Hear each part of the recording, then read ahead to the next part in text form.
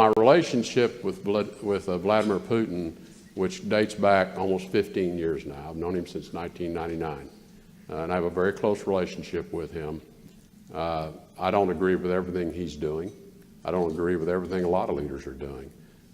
But he understands that I'm a businessman.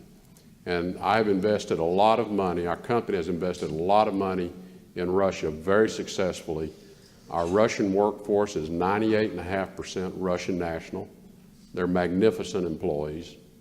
I mean, I admire them greatly in terms of what they're able to do. And he knows that us being there has caused good things to happen for them, and that we've been a positive force. And so we've got the sanctions in place right now, and he understands that's, I'm going to comply with the sanctions. There's not any conversation otherwise about that. And they recognize that. The first time I went over to see them after the sanctions were in place, I was a little nervous, wasn't sure. And it was interesting because the first question they asked me is, well, how are you doing? Are you okay? And I said, well, yeah, I'm fine. Why do you ask? They said, well, we just wondered whether your government was coming after you because you've been doing business with us. So they were more worried about me and so they understood, we understand you can't do certain things now.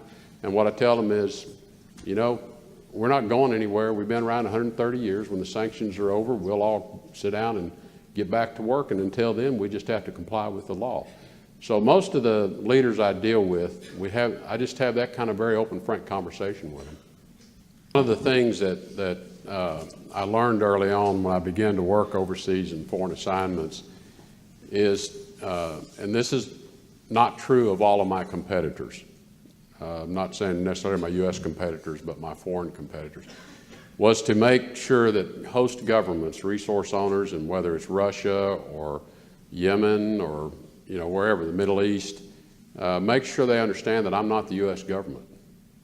I am an American company, and I will be bound by the laws of the United States and other countries, and I'm going to follow those laws.